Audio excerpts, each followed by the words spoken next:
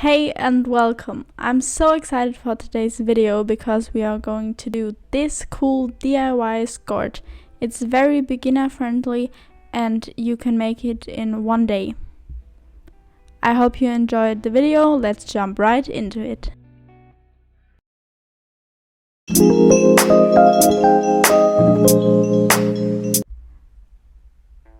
So first we need a plan. Here is what I came up with. If you want to recreate the skort, then make sure to make a screenshot right now. Here are all the most important. When creating your own garments, you always start with some ideas. So skort is a mix between shorts and a skirt. Obviously there are different versions of doing skorts. So there are shorts that only look like a wrap skirt because there is an overlapping part, as you can see. But there is another method, being a wide shorts that just look as flowy as a skirt is. This version is very beginner friendly because it has no difficult closure systems and we will just work with some elastic. Therefore, I choose that version.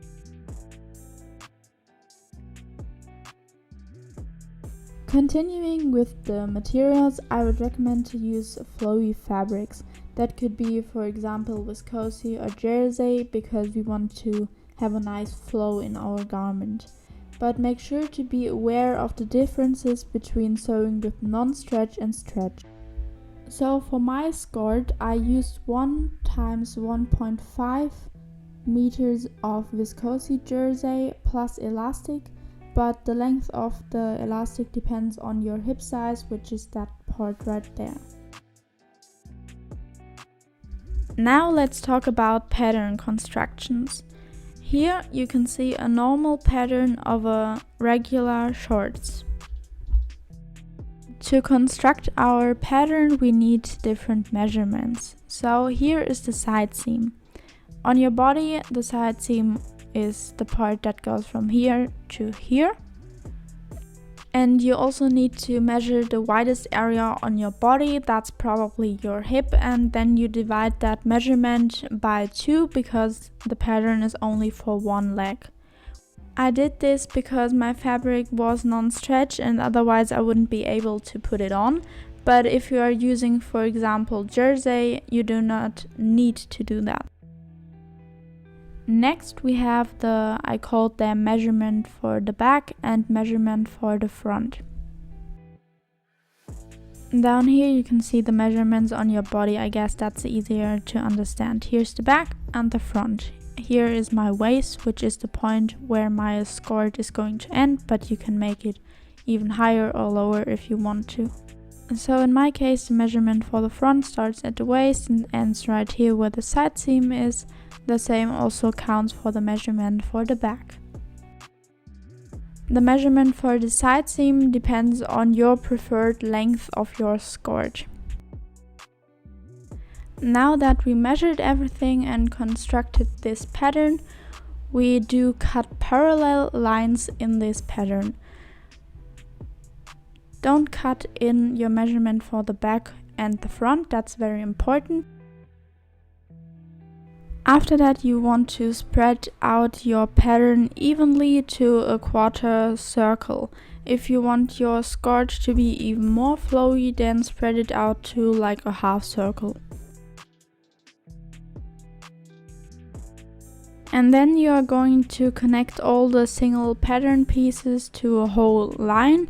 And obviously you need this pattern 2 times because you have 2 legs. And if you want to, you can add pockets, but that's optional. Make sure to cut out 4 of them, so 2 per side. And since the pockets are added to the side seam, you need to cut it through. If you don't want to have pockets, then you'll just leave that step out. So measure on this pattern where the middle is and then cut through.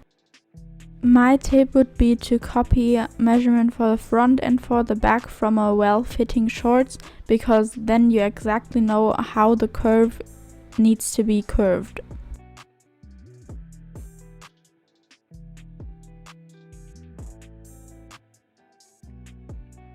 And last but not least, we also need a waistband, which is added right here. The measurements for the waistband are first of all the widest area, which is, as I said earlier on, probably your hip. This is the full length, not divided by 2. And wide wise, you will probably need, like I did, 6 centimeters. That depends on how tall you want your waistband to be. Keep in mind that you flip it over once, and it also depends on the size of your elastic.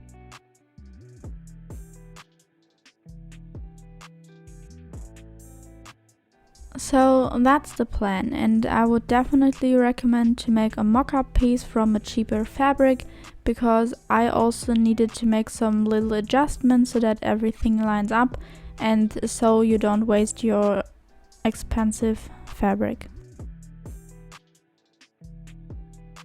So here I cut out all my pattern pieces now. By the way, that's the right side that I want to be seen from the outside, and that's the left side, so don't be confused in the constructions later.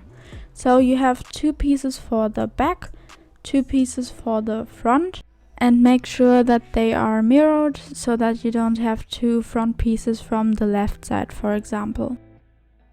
And then I also have the 4 pocket pieces, so as I said earlier on, you need 2 pieces from the left and 2 pieces from the right, because if you stick your hand in, you need to have 2 beautiful sides from each side. And we also have the long waistband up here, and of course the elastic. Cut the elastic the size of your waist minus 2 or 3 centimeters, because obviously you want it to sit tight and not to fall down. Now we finally start to sew. Therefore take the 2 front pieces, and now we are going to attach the pockets. So if you don't want to have pockets, just skip that step and sew them together at the side seams. So we lay the pockets right sides facing on each side and leave about 6 centimeters up here, and then pin and sew this. By the way, also do this for both back pieces so that every piece has 1 pocket piece. Here's now how it looks like. I also ironed and top stitched it. So next we are going to take the matching front and back pieces, so the parts for the same leg, and line them up, and then we are going to sew along this line that I'm showing you right here. Also do this for the other leg side.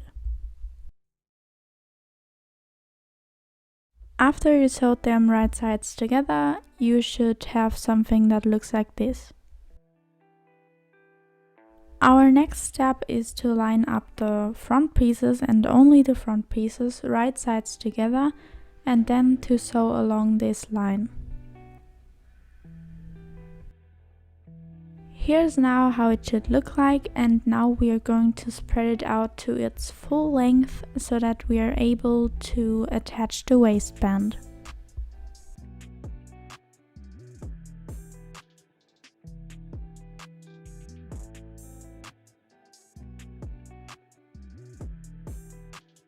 So therefore fold the waistband in half and then line it up right sides together with the skort, and then pin it and sew along the whole line. But also make sure to leave an opening from like 4 to 6 centimeters at both sides, so left and right, because we also need to sew together the back pieces.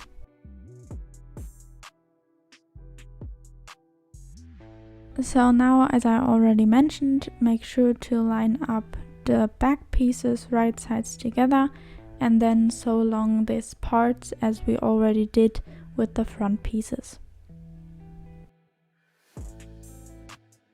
The next step is probably the most complicated part on that project, because we want to sew together the waistband. Therefore we line it up right sides together and then sew with a straight stitch over this part right here. By the way, it's normal that you need to tangle it a little bit for being able to sew it. And we don't sew together the waistband and the back pieces in one step because the waistband needs to be a tunnel so that the elastic can go through. This is how it looks like now, and next we are going to put the elastic through. If you want to, you can use a safety pin for that step.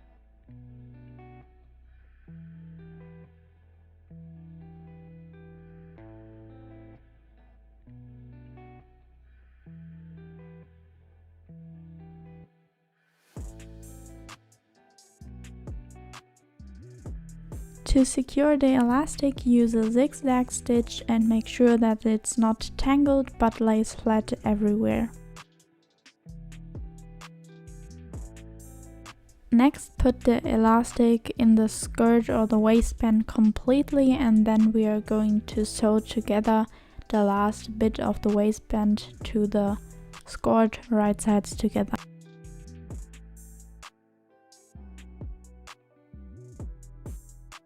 Lastly, the final step is to sew together the inner leg seam. And other than that, I hope you enjoyed the video. Please make sure to give it a thumbs up, and now I'm going to present you the final result. Bye!